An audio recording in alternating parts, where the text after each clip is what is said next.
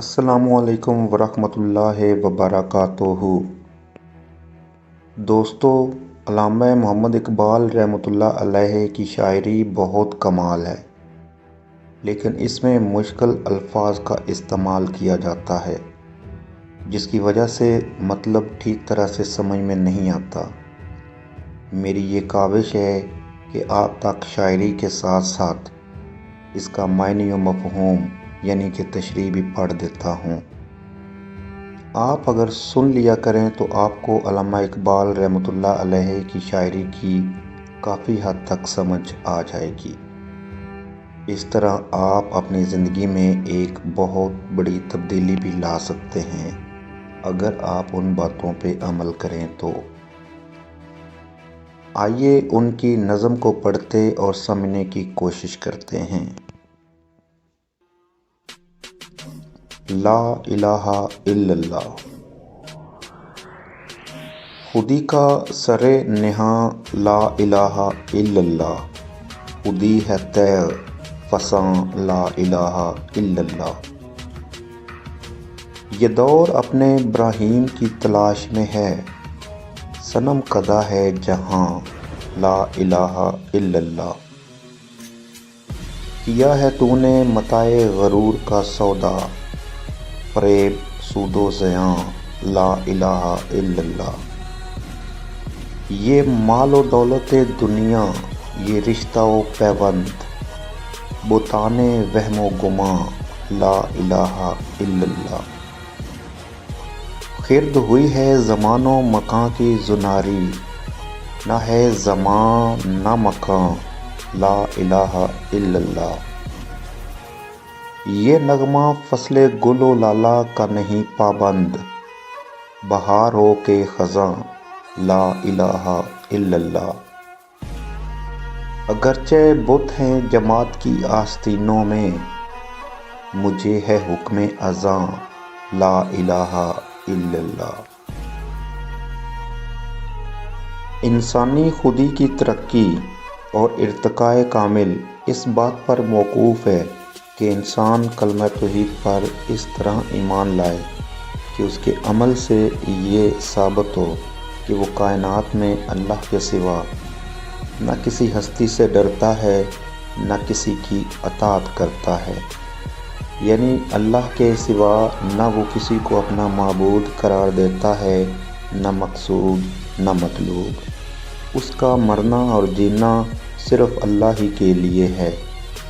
یہ کیفیت پیدا نہیں ہو سکتی جب تک اللہ سے شدید محبت نہ ہو، یعنی توحید پر عامل ہونے سے خودی کی منفی قوتیں بروئے کار آ سکتی ہیں اور وہ اپنے مرتبہ کمال کو پہنچ سکتی ہے۔ خودی کو اگر تیغ سے تشبیہ دی جائے تو جب تک تلوار میں دھار نہ ہو اور کاٹ میں تیزی نہ ہو، تلوار بیکار ہے۔ اس لیے توحید خودی کے لیے بمنزلہ سان ہے۔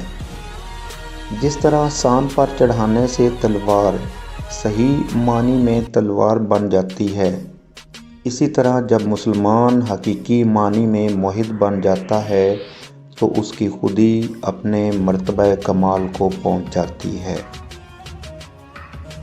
علامہ اقبال رحمۃ اللہ علیہ فرماتے ہیں کہ جس طرح حضرت ابراہیم علیہ السلام کے زمانہ میں نمرود نے خدائی کا دعویٰ کیا تھا اور اللہ کے بندوں کو اپنی پرستش پر مجبور کیا تھا، اور حضرت ابراہیم علیہ السلام نے اس کا خاتمہ کیا تھا، اسی طرح موجودہ زمانے میں کئی نمرود پیدا ہو گئے ہیں جو خدائی کا دعویٰ کر کے اللہ کے بندوں کو گمراہ کر رہے ہیں۔ اس لیے موجودہ زمانے میں بھی اس بات کا امکان ہے کہ کوئی اللہ کا بندہ ایسا پیدا ہو جو عصر حاضر کے بتوں کو پاش پاش کر دے۔ حقیقت حال یہ ہے کہ یہ دنیا تو صنم کدہ ہے اور پرستش اور اطاعت کے لائق صرف اللہ کی ذات ہے۔ اے مسلمان، اگر تو نے اس دنیا فانی سے دل لگایا ہے تو بلا شبہ تو نے متاع غرور کا سودا کیا ہے۔ اقبال نے یہاں دنیا کی زندگی کو قرآنی تعلیم کے مطابق متاع غرور یعنی دھوکہ کی پونجی قرار دیا ہے۔ جیسا کہ اللہ فرماتا ہے، ترجمہ، نہیں ہے دنیا کی زندگی مگر دھوکہ کی پونجی۔ اے انسان، تو دنیا کی دلچسپیوں میں منہمک ہو گیا ہے اور سمجھتا ہے کہ اگر میں نے سچ بولا تو حکومت ناراض ہو جائے گی اور مالی نقصان ہو جائے گا، اور اگر میں خدا کے بجائے ارباب اقتدار کی اطاعت کروں گا تو مجھے دولت اور عزت نصیب ہوگی۔ یہ سب خیالات بالکل مومل ہیں۔ تو غلط طور پر نفع اور نقصان کے فریب میں مبتلا ہو گیا ہے۔ ارے ناداں، نہ اس دنیا کی کوئی اصلیت ہے اور نہ اس کا سود و زیاں کوئی حقیقت رکھتا ہے، کیونکہ اللہ کے سوا نہ کوئی معبود ہے، نہ مقصود، نہ مطلوب۔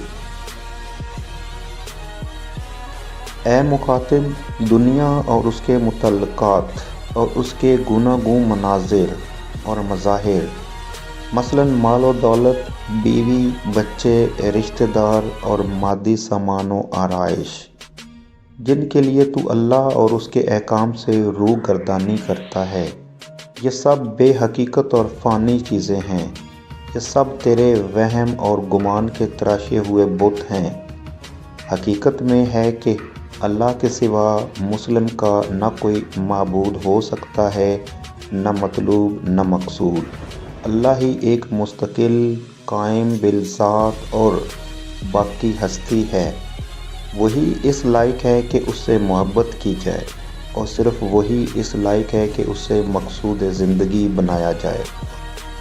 مال، دولت، جاگیر، عہدے، بیوی، بچے، ان میں سے کسی کو ثبات نہیں ہے، اور اس لیے ان میں سے کسی کے ساتھ دل لگانا سراسر نادانی ہے، کیونکہ نہ انہیں دوام ہے اور نہ تو ان کو اپنے ساتھ قبر میں لے جا سکتا ہے۔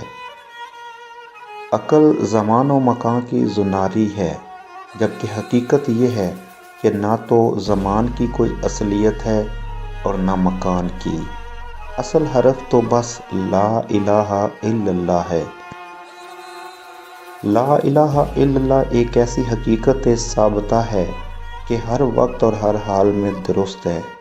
عموماً لوگ موسم بہار میں موسیقی پسند کرتے ہیں، لیکن یہ لا الہ الا اللہ کا نغمہ ایسا دل پذیر ہے کہ بہار ہو یا خزاں، ہر موسم میں دل کو بھاتا ہے۔ یعنی توحید الہی زندگی کی ہر حالت میں انسان کو روحانی سکون اور طمانینت عطا کر سکتی ہے۔ اگرچہ مسلمانوں کے دل و دماغ میں مختلف اقسام کے بت پوشیدہ ہیں اور وہ توحید کی حقیقت سے بیگانہ ہو چکے ہیں، لیکن میں تو بہرحال اسلام کا پیغام دنیا کو عموماً اور مسلمانوں کو خصوصاً سناؤں گا کہ اللہ کے سوا اور کوئی معبود یا حاکم نہیں ہے۔ اس مضمون کو بانگ درا میں کچھ یوں ادا کیا گیا ہے: سروری زیبا فقط اس ذات بے ہمتا کو ہے، سروری زیبا فقط اس ذات بے ہمتا کو ہے، حکمراں ہے ایک وہی باقی بتانے آزری۔